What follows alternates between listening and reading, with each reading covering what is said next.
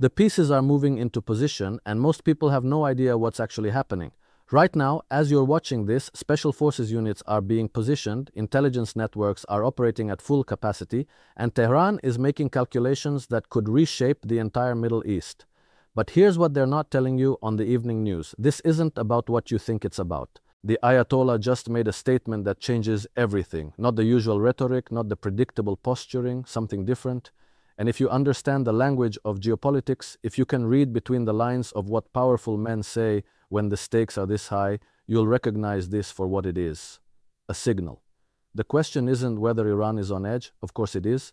The real question is why now, and what does this tell us about the power structures that are being reconfigured as we speak?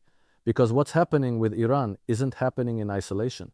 It's connected to the dollar's diminishing hegemony, to shifting alliances from Beijing to Moscow, to energy markets that are being weaponized in ways we haven't seen since the 1970s. The special forces, the rhetoric, the timing, they're all pieces of a much larger chess game, and most Americans are being shown only one corner of the board.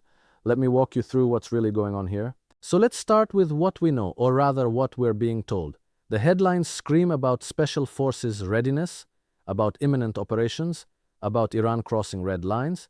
And yes, there's truth in that. Military assets are being positioned. Intelligence operations are intensifying. The machinery of potential conflict is warming up. But if you stop there, if you accept that surface narrative, you're missing the entire story. You're looking at the puppet show while ignoring the hands pulling the strings. Here's what I want you to understand first. Iran has been on edge for over 4 decades. Ever since 1979, since the revolution that toppled the Shah, Iran has existed in a state of permanent tension with the Western power structure. This isn't new. What's new is the context, the timing, and the stakes involved.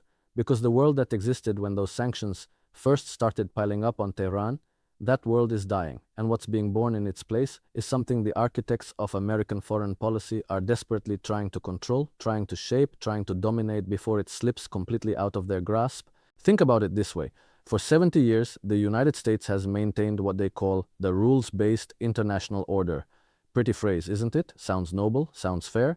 But what it really means is a system where the dollar is king, where American military power projects into every corner of the globe, where countries that don't play ball get sanctioned, regime changed, or bombed into submission. Iran never played ball, not after 1979. They kicked out the Shah, who was our guy, who protected our interests, who kept the oil flowing to the right places at the right prices, and Tehran has been paying for that decision ever since. But something fundamental is shifting now, and this is where the Ayatollah's recent statement becomes critically important. When he speaks, he's not just talking to the Iranian people, he's talking to Moscow, to Beijing, to Riyadh, to every capital that's watching the American empire show signs of strain. And what he's saying, if you read it correctly, is this: we're not alone anymore. That's the game changer. That's what makes this moment different from every other moment of tension over the past 40 years. Look at what's happened just in the last few years. Iran and Saudi Arabia, bitter rivals for decades, suddenly shaking hands in a deal brokered by China. Think about that. China, not the United States, mediating peace in the Middle East. That's not supposed to happen. That's not how the script is written. Then you've got Iran being invited to join BRICS, being integrated into the Shanghai Cooperation Organization, deepening military and economic ties with Russia at a time when Russia itself is under unprecedented Western sanctions. These aren't isolated incidents. This is a pattern. This is realignment. And here's where it gets really interesting, where you start to see why special forces might be getting ready for action. Because Iran isn't just some rogue state anymore. It's becoming a crucial node in an alternative system that's being built to challenge Western dominance. Look at the geography. Iran sits right there between East and West, controlling the Strait of Hormuz, through which something like 20% of the world's oil supply flows. It's got land borders with Afghanistan, Pakistan, Turkey, Iraq. It's a bridge between the Middle East and Central Asia. In the new Silk Road that China is building, in this multipolar world that's emerging, Iran's position is incredibly strategic. Now, the United States and its allies look at this and they see a problem. They see a country that's been resistant to their influence for decades now gaining strength, gaining allies, gaining leverage. And more than that, they see Iran as part of what they call the axis of resistance: Iran, Syria, Hezbollah, various militia groups across Iraq and Yemen. This network has proven remarkably resilient. It's survived wars, sanctions, assassinations, color revolution attempts, everything the intelligence agencies could throw at it. And it's still there, still functioning, still challenging American and Israeli interests in the region. The Ayatollah knows this. When he makes his statements, when he talks about Iran's readiness, when he invokes religious duty and national sovereignty, he's speaking from a position that's stronger than it's been in years.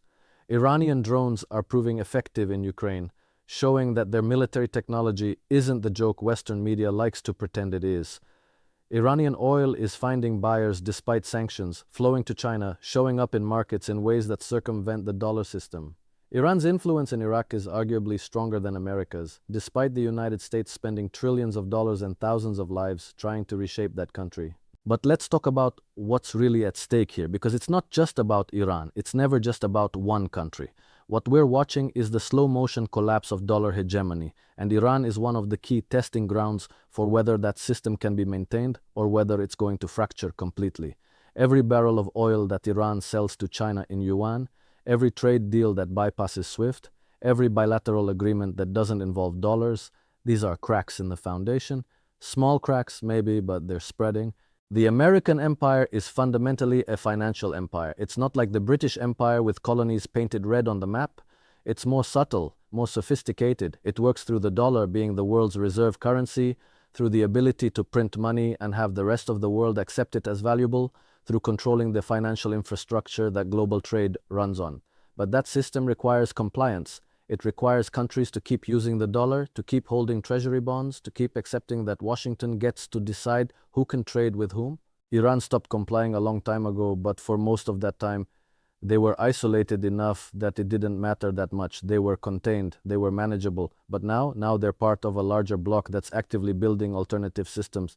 The BRICS payment system that's being developed, the bilateral trade agreements in local currencies, the new development banks, the infrastructure projects that bypass Western institutions, all of this is happening, and Iran is right in the middle of it. So when you hear about special forces being ready for action, you need to understand what that's really about. It's not just about stopping Iran from developing nuclear weapons, although that's certainly part of the stated rationale. It's about maintaining control over a region that's slipping away from Western dominance. It's about preventing Iran from becoming too strong, too connected, too influential in this emerging multipolar order. Because if Iran succeeds, if they manage to thrive despite 40 years of sanctions and pressure, what message does that send to other countries?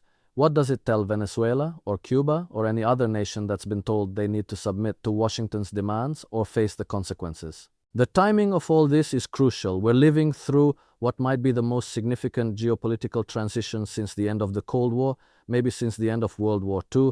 The United States is stretched thin, fighting proxy wars, trying to contain China, trying to weaken Russia, trying to maintain dominance in the Middle East and Africa and Latin America all at once. The defense budget is massive, but it's not infinite. The political will at home is fracturing. Americans are tired of forever wars, even if the foreign policy establishment isn't ready to give them up. Meanwhile, you've got this alliance forming between countries that have been pushed to the margins, countries that have been sanctioned and pressured and threatened, and they're finding ways to work together. Russia provides military technology and energy expertise. China provides investment and market access. Iran provides strategic geography and regional influence. It's not a formal alliance like NATO, but it doesn't need to be.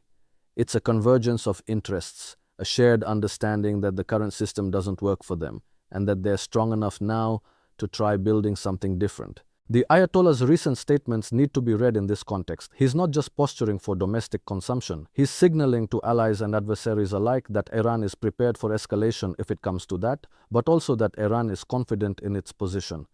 There's a calculus happening in Tehran right now. They're weighing the risks of confrontation against the opportunities that this moment of transition presents. They're looking at American military power, which is still formidable, but they're also looking at American political dysfunction, at the economic strains, at the failures in Afghanistan and Iraq, at the limits of what even the world's strongest military can actually accomplish. And they are making a bet. The bet is that the era of American unilateral action in the Middle East is ending, that the costs of attacking Iran are too high, that the blowback would be too severe, that the timing is wrong for Washington to open another major conflict. Maybe they're right, maybe they're wrong. But the fact that they're confident enough to make this bet tells you something important about how the balance of power has shifted. Now, does this mean conflict is inevitable? Not necessarily. What it means is that we're in a period of maximum danger because both sides are probing, testing, trying to figure out where the real red lines are. The special forces getting ready, the military exercises, the tough rhetoric from all sides.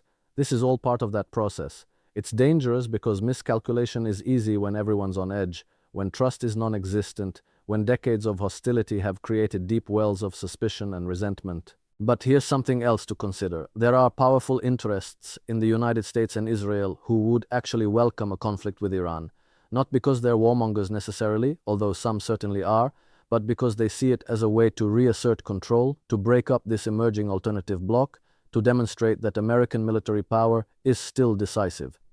There's a belief in certain circles that a swift, devastating strike on Iran's nuclear facilities and military infrastructure could set back their program by decades, could intimidate other regional actors, could send a message to Beijing and Moscow that American dominance is not to be challenged. That belief might be completely wrong. The experience in Iraq and Afghanistan suggests that it is wrong, that military action creates more problems than it solves, that you can destroy infrastructure but you can't bomb a country into compliance, especially not a country as large and proud and historically sophisticated as Iran. But wrong beliefs can still drive policy, especially when they're held by people with power and influence, especially when there's domestic political pressure to look strong and decisive. The oil markets are watching all of this very carefully.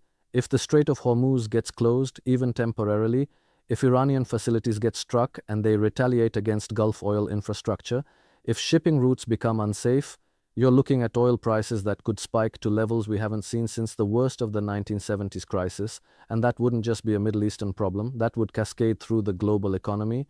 Inflation would surge, supply chains would break, the fragile economic recovery that central banks have been trying to manage would collapse. You'd be looking at recession, possibly depression in major economies around the world.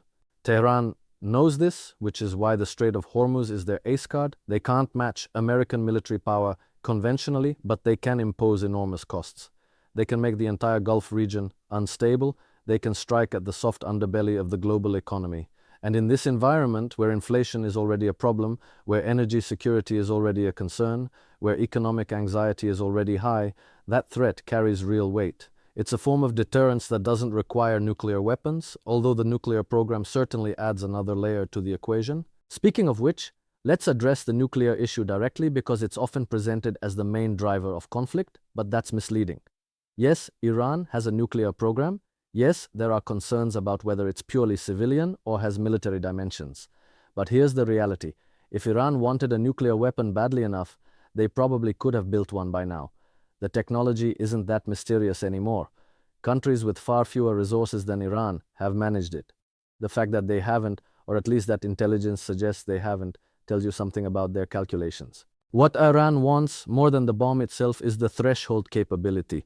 They want to be close enough that everyone knows they could build a weapon quickly if they decided to, but far enough away that they're not triggering an immediate military response. It's a balancing act, a form of strategic ambiguity that gives them leverage without forcing a confrontation. The Ayatollah's statements about nuclear weapons being un-Islamic might or might not reflect genuine religious conviction, but they're certainly convenient from a strategic standpoint.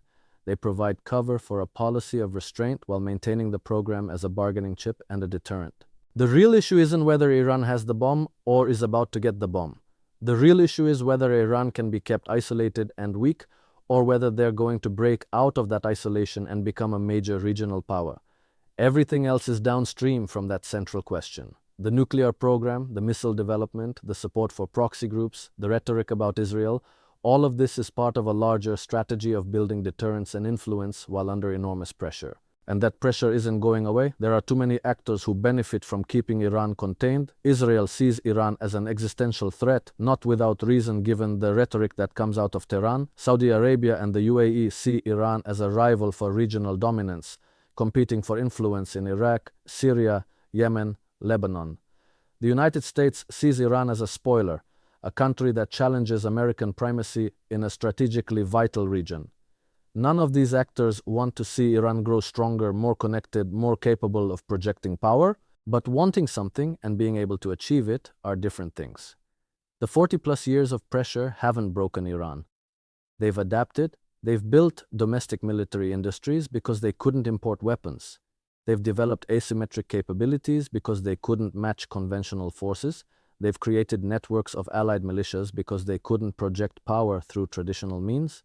In some ways, the pressure has made them more resilient, more creative, more dangerous than they might have been otherwise. This brings us back to where we started, to those special forces on standby, to the Ayatollah's carefully worded statements, to the chess pieces moving into position. What happens next depends on calculations being made in Tehran, Washington, Tel Aviv, and other capitals. It depends on whether cooler heads prevail or whether someone decides this is the moment to strike. It depends on accidents and misunderstandings and the fog of war that can turn a limited action into a wider conflict. What I can tell you is this: we're at an inflection point. The old order is breaking down. A new order is trying to be born. Iran is one of the fault lines where that struggle is playing out. And the decisions made in the coming weeks and months could shape the Middle East, could shape global power structures, could shape all of our lives in ways that most people aren't even paying attention to yet. That's why you need to understand what's really happening, why you need to look beyond the headlines, why you need to see the connections that they're not showing you on the evening news. Because what happens with Iran isn't just about Iran. It never was. It's about the future of global power, and whether that future is going to be dictated from Washington or negotiated among multiple centers of influence. The answer to that question will define the world your children inherit.